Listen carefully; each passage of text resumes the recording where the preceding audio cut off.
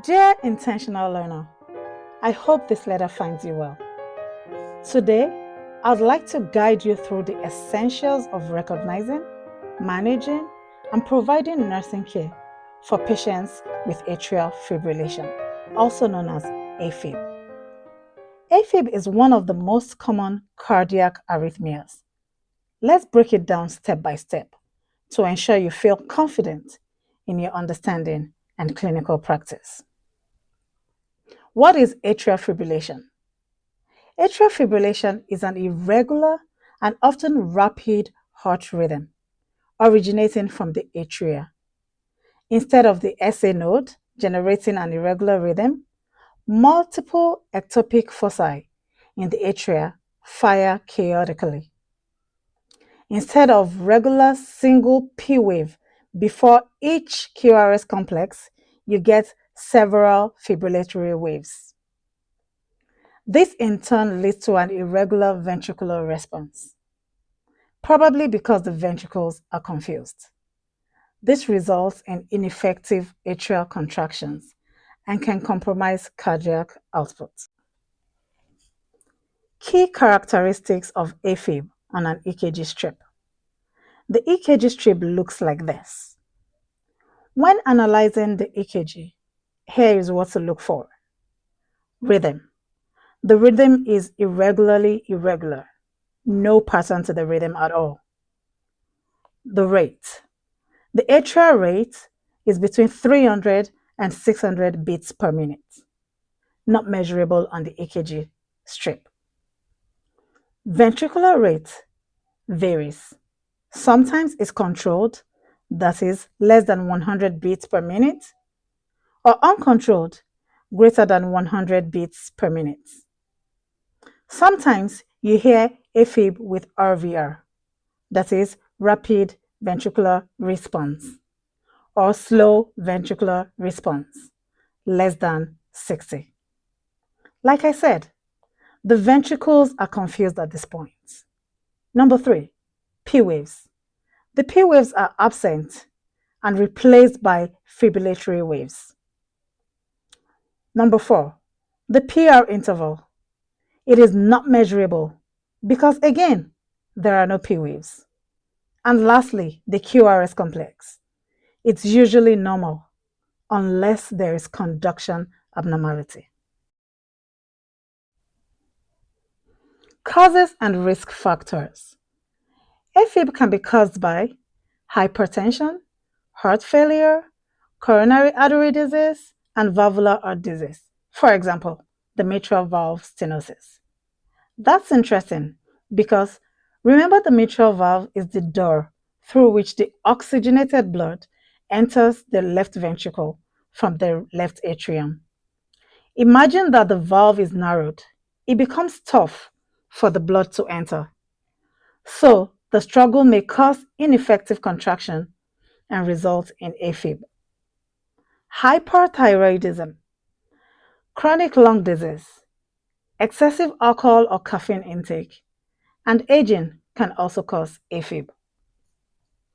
Clinical manifestations.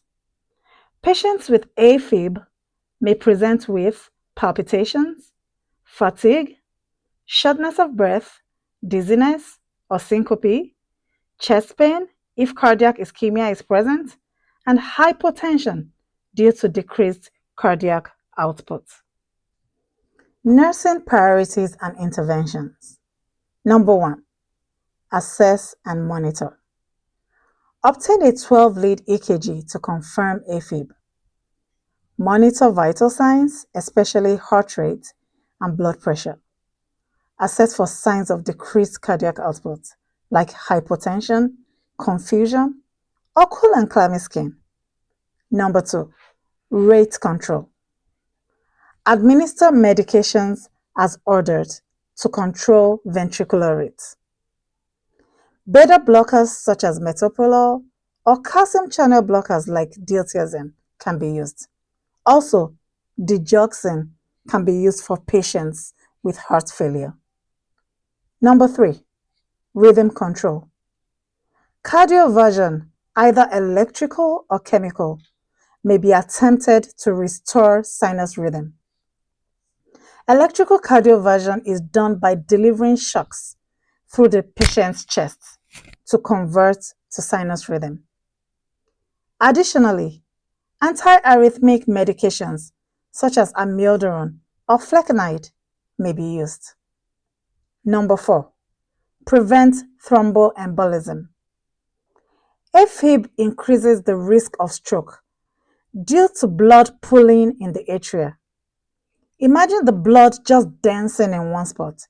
It would clot. Administer anticoagulants like warfarin or Eliquis as prescribed. Sometimes the patients are placed on heparin drips in acute settings. Monitor for bleeding and educate the patient on signs of bleeding. Number 5, patient education. Teach the patient about the importance of medication adherence. Discuss lifestyle modifications like reducing alcohol, caffeine, and managing stress. And encourage regular follow-ups with their healthcare provider. Complications to watch out for are stroke due to thromboembolism from the atria, heart failure caused by prolonged tachycardia, and decreased cardiac output, cardiogenic shock in severe cases of decreased perfusion. Final thoughts. AFib is a complex condition that requires careful assessment, monitoring, and patient education. As a nurse, your role is crucial in ensuring patient stability, preventing complications, and providing compassionate care. Always remember to stay vigilant, trust your training, and advocate for your patients. If you have any further questions or need clarification, don't hesitate to reach out through the comment section. Keep up the great work, and I'm confident you will excel in your nursing practice. Warm regards, Nurse Judy, your tutor. P.S. If you enjoyed the video, share to your friends and subscribe to support my channel, Scientia Nursing, your pathway to nursing excellence.